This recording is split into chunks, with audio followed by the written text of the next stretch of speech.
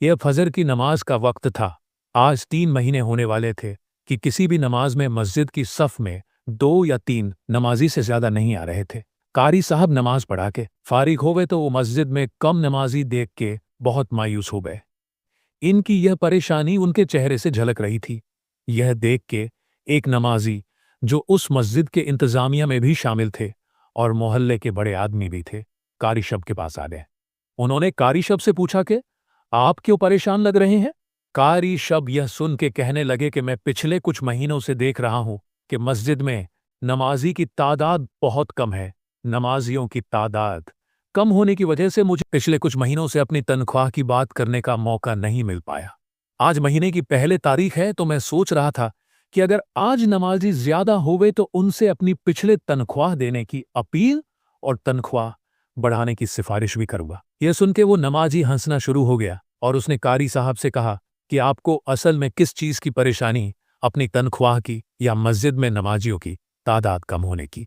और ये कहने के बाद उसने अपने वॉलेट खोला और 500 रुपए निकल के कारी साहब को देना चाहिए या देख के कारी साहब शदीद मायूस हो गए और कहने लगे, मैंने पूरी जिंदगी इस मस्जिद की खिदमत की है और जब मैं अपने हक की बात कर रहा हूं तो आप मुझे 3 महीनों के इतने पैसे दे रहे हैं जितने अगर आप अपने बच्चे को दें तो वो एक लम्हे में उड़ा दे। नमाजी यह बात सुन के गुस्से में आ गया और उसने कारी साहब का गिरबान पकड़ लिया और कहने लगा, तू दीन बेच रहा है, अगर पैसा कमाना है तो जाकर कोई कारोबार कर। या कह के वो गुस्से में मस्जिद से बाहर निकल जाता है।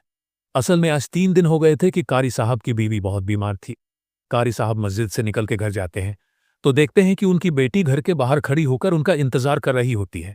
वो पूछती है कि अब्बू, क्या आज आपने मोहल्ले वालों से तनख्वाह की बात की? या सुन के कारी साहब की आंखों में आंसू आ जाते हैं और वो कुछ बोले बिना अपनी बेटी के सर पर हाथ रखते हैं और घर के अंदर चले जाते हैं। घर में उनकी बीवी बिस्तर पर लेटी होती हैं। दिन ब दिन उनकी हालत खराब होती जा रही थी।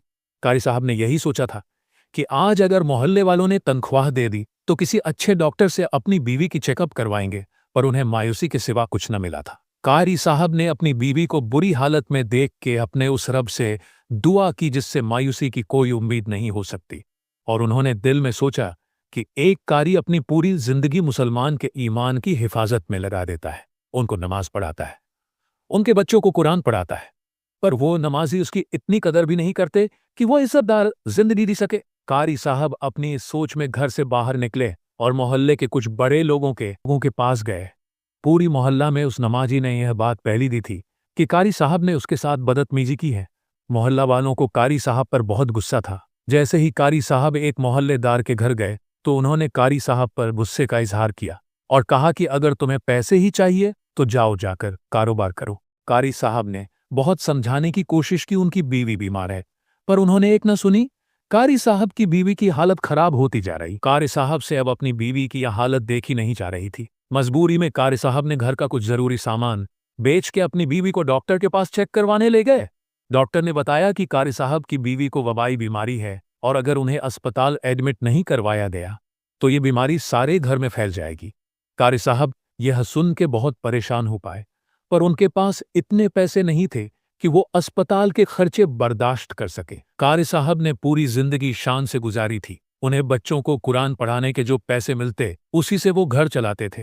पूरी जिंदगी उन्होंने मुश्किल हालात देखे थे, पर किसी का आगे हाथ नहीं फैलाए थे। कारी साहब को जो घर का सामान बेच के जो पैसे मिले थे, कुछ पैसों की उन्होंने दवाइयां ले ली और कुछ पैसों के उन्होंने बच्चों का खिलौने लेकर मस्जिद के बाहर बेचना शुरू कर दिया।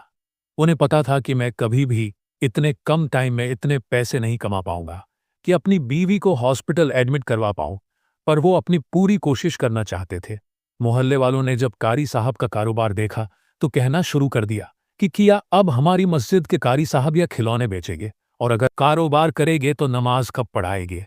कारी साहब यह समझ चुके थे कि हमारे माशरे में कारी को आम इंसानों से नीचे समझा जाता है और लोग चाहते कि एक कारी बस मस्जिद में नमाज पढ़ाए और मुश्किल से अपनी जिंदगी जिए। वो नहीं चाहते कि मस्जिद में नमाज पढ़ाने वाले कारी के हालात भी अच्छे हों। गुजारते दिनों के साथ कारी साहब की बीवी की हालत खराब होती जा रही थी। उनके जिस्म पर अजीब निशान पड़ते जा रहे थे और सांस लेने में भी तकलीफ हो रही थी। कारी साहब ने बहुत परेशान रहना शुरू कर दिया। वह इस सोच में घूम रहे थे कि किसी तरफ से कुछ पैसे मिले तो वह अपनी बीवी को अस्पताल दाखिल करवा सके। एक रात कारी साहब मस्जिद से घर वापस आए तो उन्होंने देखा कि उनकी बीवी बेहोश होकर बिस्तर पर पड़ी है। उन्होंने जब अपनी बेटी को कमरे में जाकर देखा तो उसे शदीद बुखार था। वह वबा की बीमारी कारी साहब की बीवी उनकी बेटी में फैल चुकी थी। यह एक कयामत का मंजर था। कारी साहब कुछ सोचे समझे बिना मस्जिद की तरफ भागे और मस्जिद के ज़कात फंड्स में से पैसे निकाल लिया। जैसे ही मस्जिद से घर जाने के लिए निकले तो बारिश शुरू हो गई। मोबाइल सर्विस डाउन हो चुकी थी। वो एम्बुलेंस को कॉल करने लगे। बारिश ज्यादा होने की वजह से मोबाइल सिग्नल नहीं आ रहे थे। उन्होंने बहुत कोशिश की कि एम्बुलेंस से राब्ता हो सके, पर बहुत कोशिश करने पर भी एम्बुलेंस से राब्ता नहीं हो पा रहा था। कारी साहब परेशानी में घर से भागते हुए मोहल्ले का अमीर लोगों के दरवाजे पर जाकर दस्तक दी। उनको कहा कि अपनी गाड़ी में मेरी बीवी को अस्पताल ले जाकर जाओ, पर मोहल्ले वालों ने एक न सुनी। किसी ने बारिश का बहाना बनाया और किसी ने कहा कि तुमने हमारे बारे का साथ बदतमीजी की है, पहले उनसे जाकर माफी मांग। कारी साहब परेशानी की हालत में मोहल्ले में इधर उधर भाग रहे थे। उन्होंने देखा कि एक लड़का अपनी गाड़ी से उतरकर सामने वाली दुकान पर गया। गाड़ी का दरवाजा खुला हुआ था। गाड़ी की चाबी भी गाड़ी में लगी हुई थी। कारी साहब को पता था कि अब और देर नहीं की जा सकती। वो भागते हुए उस गाड़ी में बैठे और गाड़ी तेजी से चलाते हुए अपने घर की तरफ चल पड़े। घर जाकर उन्होंने अपनी बीवी और बेटी को गाड़ी में बैठाया, पर उस वक्त तक देर हो चुकी थी। उनकी बीवी मर चुकी थी। उन्होंने सोचे समझे बिना गाड़ी अस्पताल की तरफ चलाना शुरू की। वो हॉस्पिटल पहुंचे। कारी साहब ने अपनी बेटी को उठाया और हॉस्पिटल के अंदर चले गए। वो बहुत ऊंची आवाज में रो रहे थे। डॉक्टर ने उनकी बेटी को चेक किया। उनकी बेटी अपने मां का जाने का दुख सह नहीं पाई थी। उसे हार्ट अटैक आया था। थोड़े ही देर बाद कारी साहब को एक और बुरी खबर मिल गई। उनकी बेटी भी अब इस दुनिया से चली गई थी। चंद ही लम्हों में कारी साहब की दुनिया उलट गई थी। उस लड़के ने गाड़ी चोरी होने की रिपोर्ट कटवा दी थी।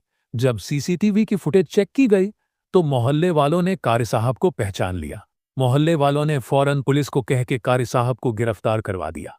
कारी शब, जिन्होंने पूरी जिंदगी ईमानदारी से गुजारी, आज उन्हें अब एक चोर कहा जा रहा था। लेकिन असल चोर तो वो थे जो उनके पीछे नमाज पढ़ते थे, पर उनके हक के पैसे नहीं देना चाहते थे।